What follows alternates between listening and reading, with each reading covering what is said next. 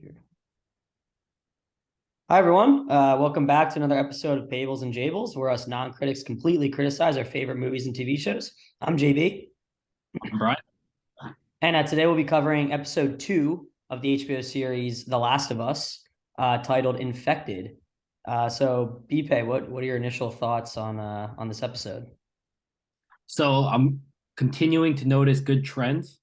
They are sticking with the idea of building around the core game, and I really appreciate that. I loved 95% of it. I did not love the ending, but we will talk about that later.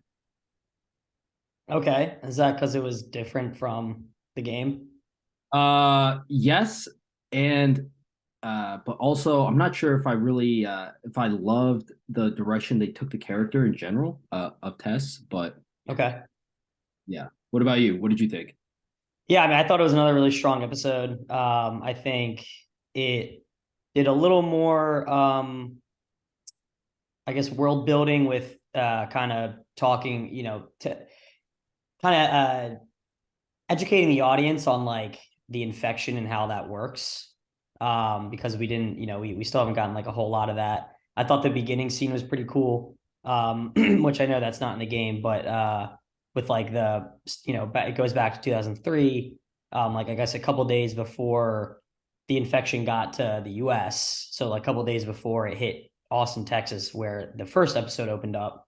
They're in, I think it was Indonesia, and there's like this, I guess renowned scientist, and they bring her in and to like look at samples, and then there's a human, a dead body, like in like a lab thing, and scientists all in like the hazmat gear, and they show that this woman got bit, and then at one point, this was pretty rad, she like pulls out like a, I don't know, like fungus tendrils, I don't know what they're called, out of her mouth, and she kind of freaks out, and so then she has a conversation with the head of the security or whoever that guy was about, he's like, what should we do? We think there's like 14 people unaccounted for who could have been infected, and she's like, bomb everyone. So that was pretty interesting. I thought that was a cool start to the episode. I think it'd be kind of cool if they keep doing that. Like, so in the first episode, they start with like back in the 60s, they're doing that talk show, and the guy's talking about how fungus could,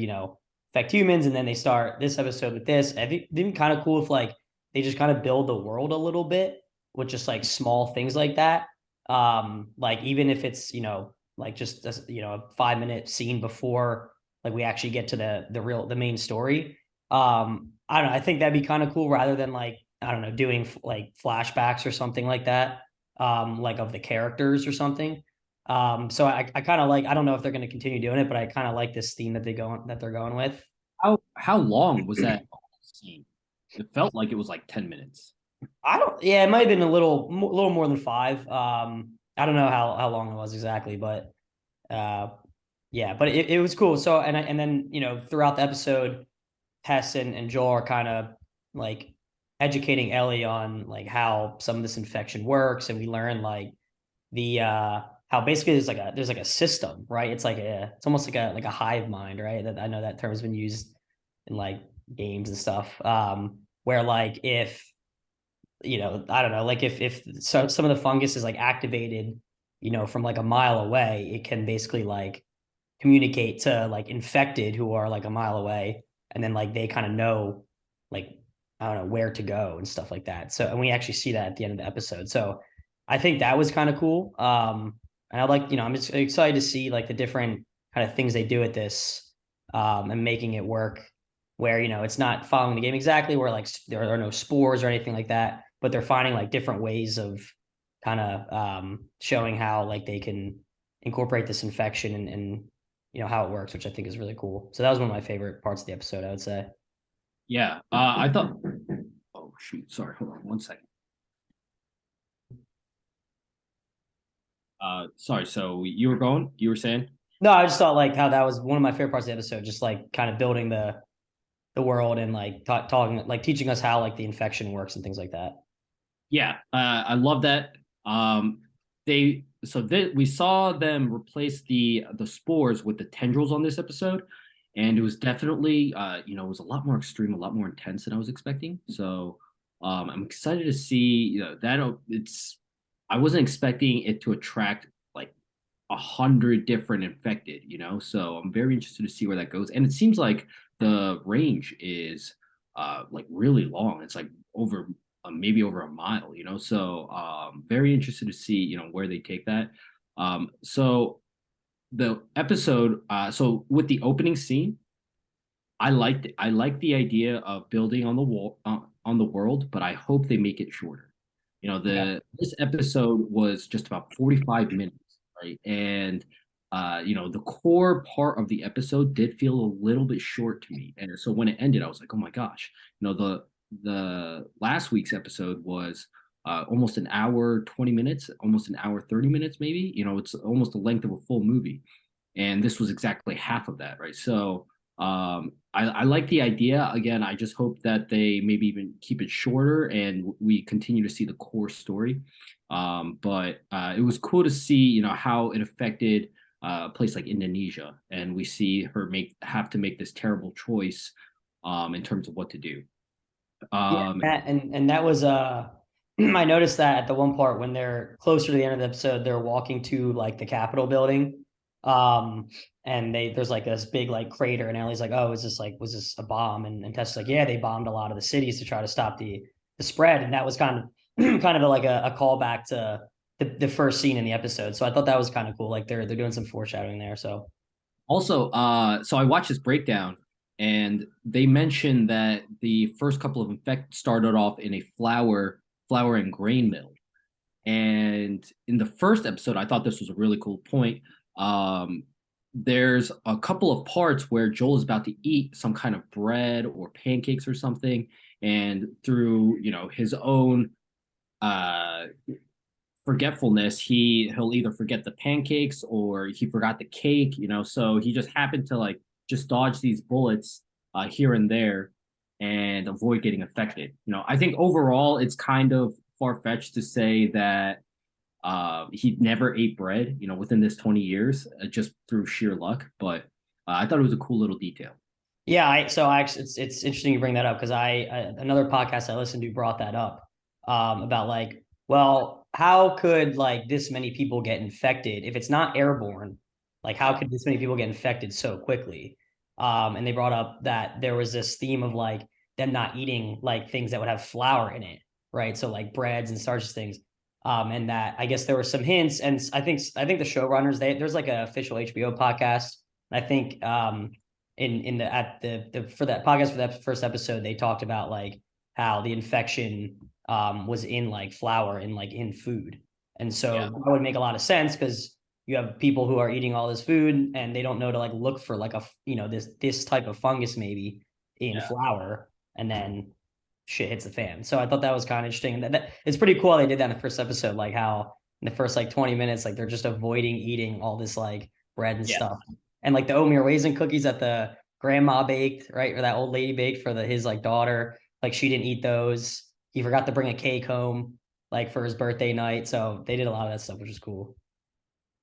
Yeah. So compared to the game, so the general storyline is essentially the same, right? So they go through the hotel, which is this whole exploration kind of part, and then they go through the museum, which is essentially your intro to stealth and like the combat mechanics, right? And I love what they did. They took the whole hotel exploration part and they essentially just turned that into a conversation between Ellie and Joel, right? While Tess was out figuring stuff out.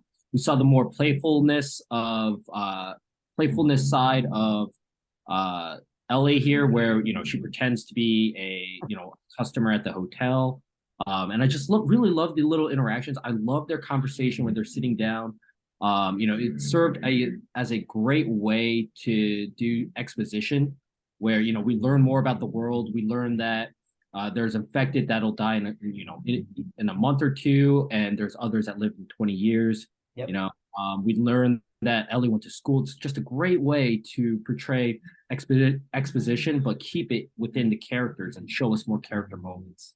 Yeah, I Uh, totally agree. I totally agree. It's a great point. I mean, I already love their dynamic. The dynamic from Joel and Ellie is like really cool. It's like Joel is just like a no bullshit kind of guy, like very serious, and Ellie's just a kid, right? She's 14, so she's just kind of like, and still doesn't. I don't think she still like totally grasps how like fuck the world is until the end of this episode, and I think things are gonna now change because she just like they just went through this traumatic thing with the person who was with her died, right? So now I think it's going to change a bit, but I agree. I think that the way that they're like getting into some of their backstories and like having them learn about each other is really, really clever.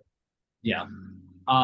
So overall, though, I will say that I think that so we're gonna get into some of my what I didn't really love about the episode. So one thing that I'm coming to accept is that they are really nerfing Joel and Tess's capabilities. So in terms of their ruthlessness and just overall skills, they really humanized them. So they're essentially just like just very normal people, just trying to survive out there. And I've accepted that. That's fine. In the game, Joel is able to, essentially he's very easily able to take out a couple of clickers and everything. But in the show, obviously, right, in order to ramp up a lot of suspense and and make it a much more horror-like scene. They had a very difficult time with two clickers, which you just kind of have to come to be able to accept about the two characters, and making them a lot more grounded. What I didn't really like was the way that Tessa's character was handled, essentially her whole duration on the show.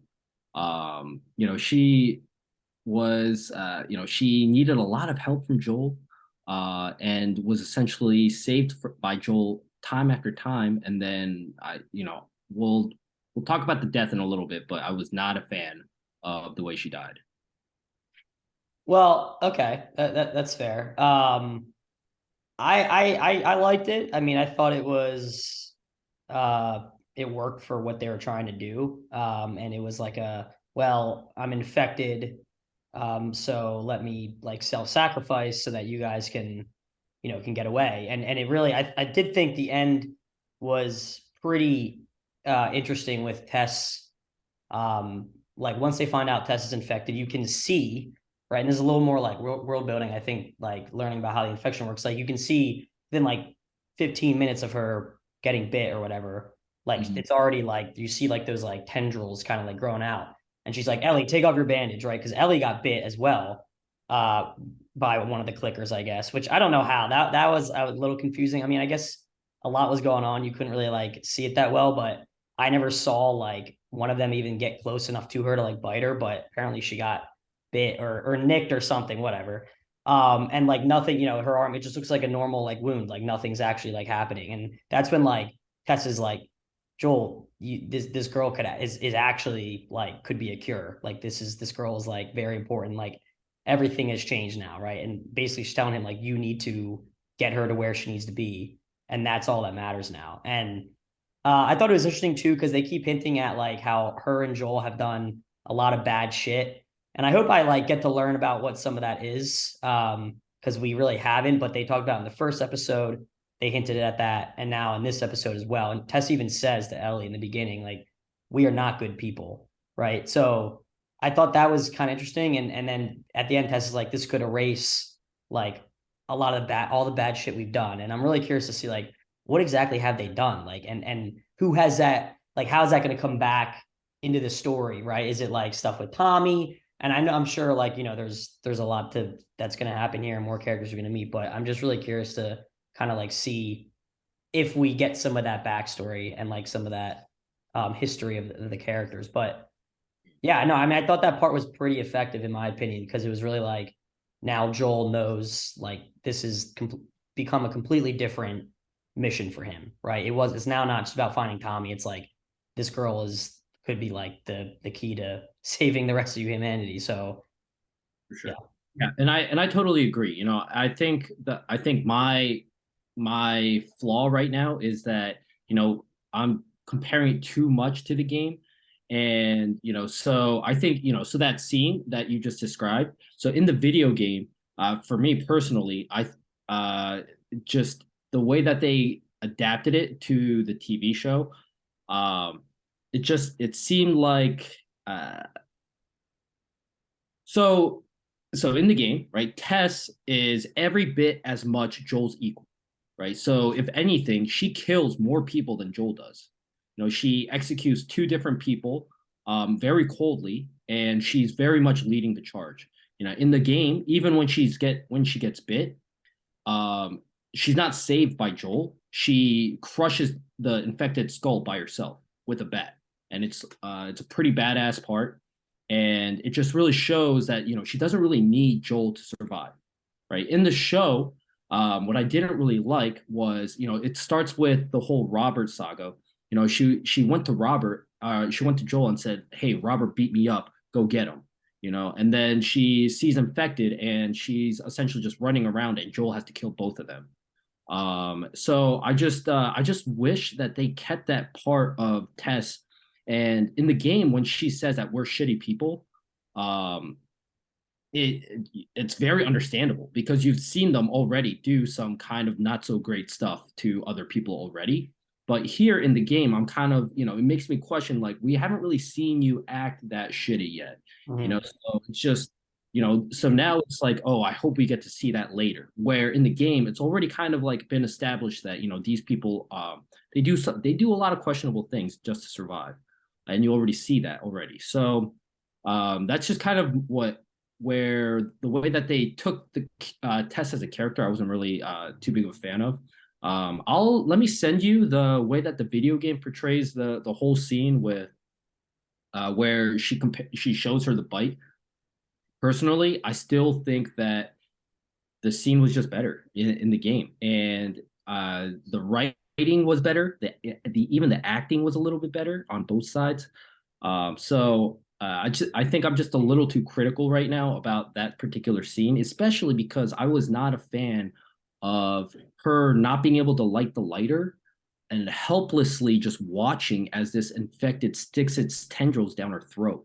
The test from the video game, she goes out, gun in her hand, fighting tooth and claw till her very last breath to buy her friends time, and I just was not a fan of her dying essentially so helplessly, where she just watches this happen, and the test that I know would never Yeah. let that I thought never. that was really weird. I thought that was I don't know, I thought that was a weird part. Like she kind of just stood there and let this like infected dude Just essentially like make out with her and like the tendrils, that was disgusting.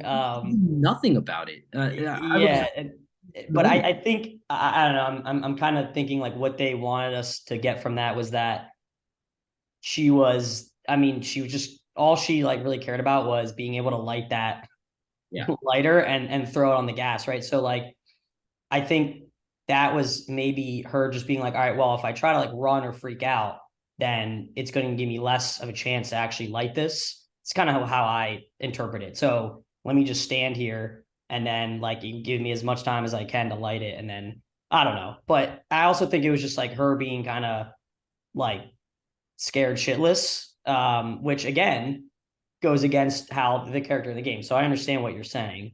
So It's definitely a different portrayal of her, but I think what they were going for was a bit more of a like poetic side to it, where the infected they like recognize her as one of their own, and in order to, fully like indict her as an infected, they give her like the kiss of death or whatever. And mm, just for me, I don't.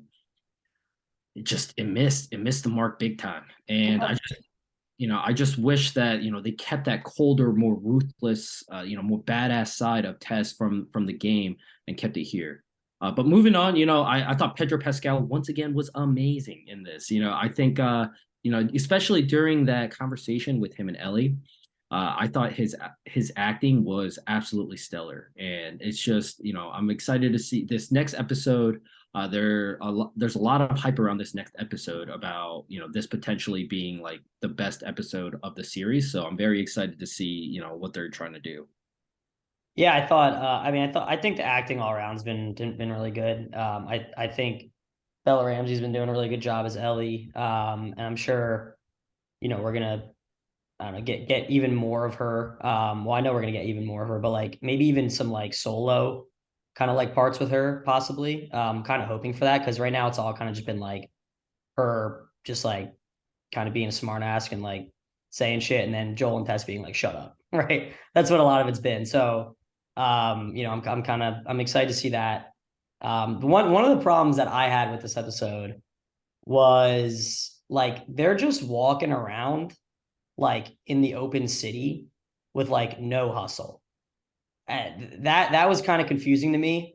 It didn't really like take away from the story or anything, but like they literally show a part where they were going to go down this one path and there were like hundreds of infected. Like, all right, we're not going that way. We got to take the short way. But then like they go through the whole part in like the museum with the clickers, which we should get to because that was the best scene in the That's episode.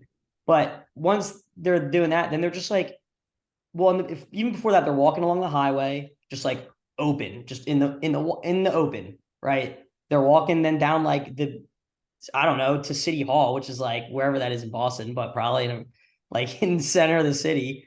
And they're just kind of like there's no hustle. They're just like casually like walking, like they're looking back at each other. I just thought that was weird. It kind of like went against what they were doing before, where I don't know. I mean, like we've seen like what these infected can do and like their capabilities, and they could kind of like pop out of anywhere. So I don't know. I thought that was kind of weird, but it didn't really take away from the story. I just an yeah. observation. Like, do you want to be out there? Yeah, well, and I mean, I get it too. Then, like, when you're in the buildings, like, then you have to like be worried about every single like corner, right? But I don't know. It just seemed, Get out of there. yeah, it seemed weird. Like I would have some hustle, but anyway, I don't know. I Obviously they're not gonna have like infected attacking them at every time that they're out of a quarantine zone, right? Or else we would never see anything else in the show. So I understand like there's not always going to be that, but I do want to say though, the clickers look amazing. They look exactly straight out of the video game. Even like the actors they chose to be the clickers, they got the whole mannerisms down, like the twitching and everything. Oh, dude, it was that part was absolutely sick. It was just so good.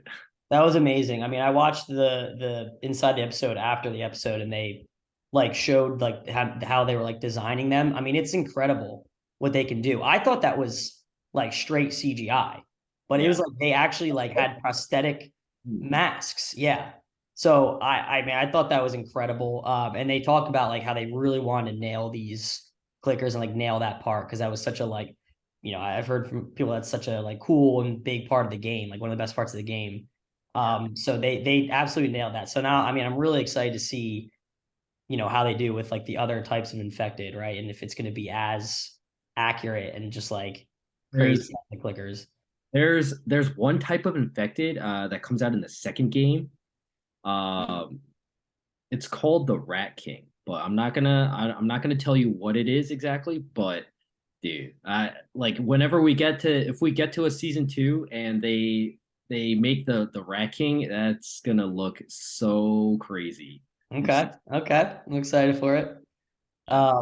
Yeah, and that scene was just, I mean, it was just so well done. Like the suspense and then just like the horror when they actually encounter the clickers was just, I thought perfect, honestly. I thought they did it perfectly.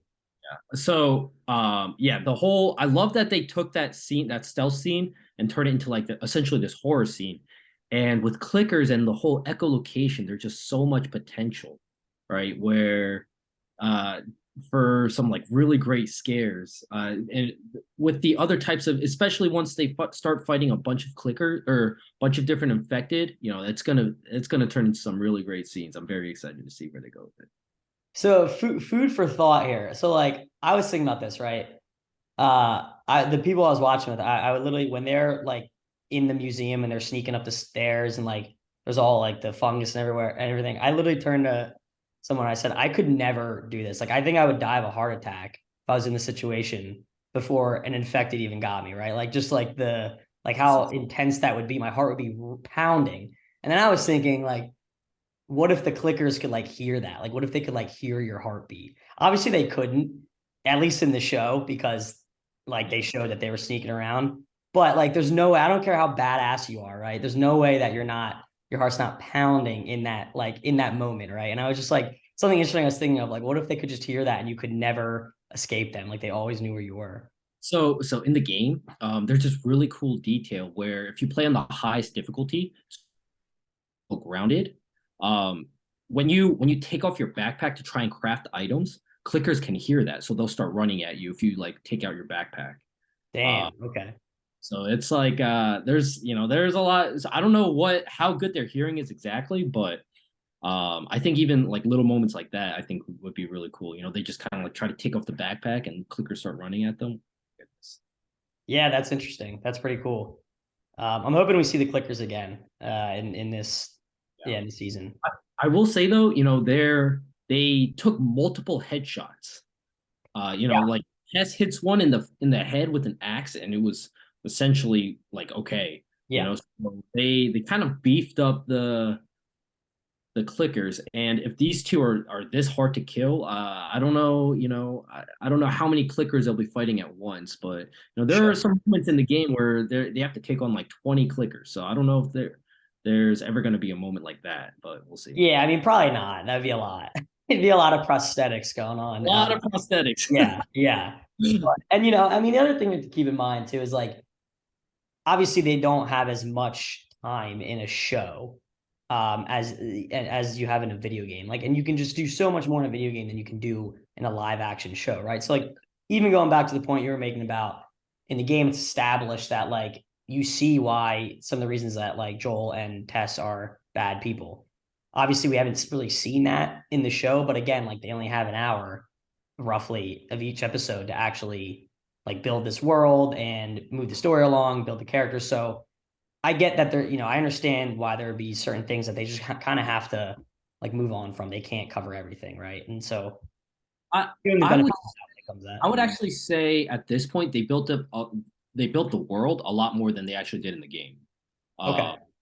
so and even like the character interactions, I would say there's already been a lot more than there was in the actual game.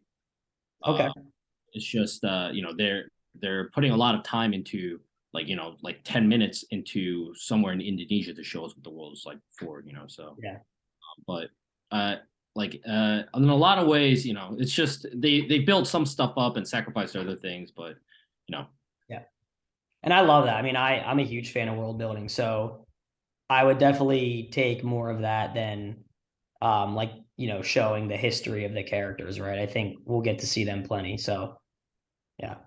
yeah, I would have preferred some more backstory. I think it would be cool if like how in like The Walking Dead they'll do like some like flashbacks right before of like the characters sometimes. Like I thought, that was something that I really liked. In the little that I watched The Walking Dead, sure. I only watched the first like two seasons, but yeah, I kind of remember what you're referring to. I like what they're doing right now. But I just I hope that they just keep the focus on like the main characters. So that's all. Yeah, no, and I agree. I mean, obviously, looks like we're going to meet another character in this next episode, played by Nick Offerman, which isn't, it's not like a spoiler. Everyone knew he was in it from the casting. So I'm curious to see what that's like. Yeah, Because I mean, yeah, go yeah, ahead. I'm very curious what this next episode is going to be like because this part in the game, uh, it's not that emotional. But I've when the show was first coming out, I read a bunch of tweets saying how episode 3 is like crazy emotional and might be the best episode on the show. But the part that it covers in the game is it's a lot of fun, but it's just not that emotional. So I'm interested. I'm so curious. I'm dying of curiosity to see what they did. Interesting. Yeah, I'm excited to see it. Do you think they're going to kind of like give us more of an inside look into the two like factions that they've established, right? So there's Fedra and the Fireflies. Do you think we're going to get like more of an inside look into those? Because I'd be kind of curious to kind of see You more get how they operate. you get a pretty inside look into the Fireflies, but not so much Fedra. At least in the game, you don't. Okay. Yeah. Yeah. Like Fedra is just like it's like the government, and then once you kind of get out and far enough from the wall. So in the video game, actually, what happens is Fedra is chasing Joel, Tess, and Ellie for leaving the QZ. And the reason Tess gives up her life is sacrifices her life is because they had caught up. And so Joel and Ellie they run, and Tess she stands her ground, and she ends up taking out like two of the soldiers before she's killed, and then Okay. Joel has to kill the rest of them as they escape, and it's a really great scene. But and then they escape into the subway, which I'm 80-90% sure that they're going to cut out at this point. But and then they escape into the subway, and you find out that Ellie, so they have to wear gas masks in the video game, but Ellie doesn't have to wear a gas mask. So, which is more proof that Ellie is Oh definitely. wow. Yeah. So it's a nice touch, and the subway fight scene is really sick, but we're definitely not getting that. So Okay. Okay. Yeah, interesting. Yeah, it's interesting to hear like when you describe the differences between the show and the game and like the different directions they go. Even though it's like I would say that's kind of like a subtle, maybe not subtle, but it's like in the game they had Fedor chasing them, in this it was the infected, but it kind of leads to the same result, right? Like Tess is dead, she exactly. sacrificed herself, Joel and Ellie are off, Yeah, right? and So that's like their whole objective is like finding different ways to portray the same story beats within the game, you know. yeah. So and I think it's so smart. It's so smart, and they're just building around the core scenes of the game. And yeah, it's the idea itself is genius. Do you wanna give a ranking out of 10 to each episode? Ooh. I'll give the first one, I'll give the first one an 8. So the second one, I'm very torn. I'm very, very torn because I really loved the first 40 minutes. The last 5 minutes, I kind of really hated. So I'm really torn on what score to give it. Give episode two. So I'm gonna have to give that one some more thought. But episode one was very, very good. Was stellar. So I will give that one an 8. Yeah, I would say I'm probably at a 9 for both, honestly. I thought they were both Yeah. like pretty there wasn't much wrong with either of them. So yeah, I mean I thought, and to have like a first episode of a series be that good is hard to do a lot of times, like you hear about a lot of people talking about shows like, oh, it takes a couple episodes to get into, right? Like people even said that about Breaking Bad. Like it's slow, right? Even like maybe the first season's slow, but this is just picked up like right away. Like we are no we nosedived right into the story and like we're just on our way. Well, with Um, the first episode, Sarah's death, I think it's one of the best openings to a video game I've ever played. So, like that is just such a hook. It's just such yeah. a hook for Yeah. TV. So, that's like it's just, as long as they don't completely mess it up, they have an instant winner. Yeah, I agree. I agree. So I think the consensus is there hasn't been too much wrong yet with the show. Hopefully there isn't. But we have a lot more to cover and see. So I definitely recognize, I can be a little nitpicky, I want to make that clear. well, that's why I mean that's why we're doing a podcast, That's right? what the show is. Otherwise, what are we even doing this for? We can't phrase it 100%, right? There's got to be I would something. never give anything a 10 out of 10. There are some things out there that probably deserve a 10, but yeah, you probably wouldn't give anything a 10 out of 10. That's fair. Think on it though. All right, next week come back to me with at least one movie or show that you give a 10 out of 10, all right? And we'll go from there. That's your homework for next week's podcast. Okay. Okay. I accept that. Anything else on this episode? Before No, we I will say though, I highly, highly recommend that you play the game. I can't say it enough. I noticed, one of our friends currently playing the game online, and I hopefully am he. watching it with that. I watched the show with that friend. So yeah. Yeah, he hadn't played any of the game before we watched the first episode. And then at the end of the first episode, he's like, I'm playing this game. And now he like knew what was gonna happen in the second episode.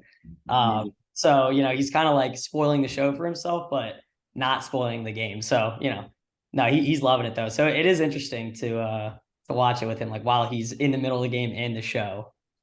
It would be very cool to hear your perspective for somebody who watched the show first and then played the game. And then, for me, I have like a very set expectation from the game that I compare the show to. But now when you play through it, you'll have a set expectation from the show that you will compare the game to. Yeah. So I'm very interested to hear your take on that. Yeah, we'll see. We'll see. We'll see if I get to it. It's been on my list to All play right, for a while and I never got to it, but you know, I got all the time in the world. for sure, for But all sure, right, man, for sure. I think that pretty much covers it. So thanks for watching, everyone. If you like this episode, make sure to like the video and subscribe to our channel for more content. Comment below about any other movies or shows that you'd like to hear us non-critics criticize. And I think that covers episode 2 of The Last of Us. We'll see you all next week. Bye.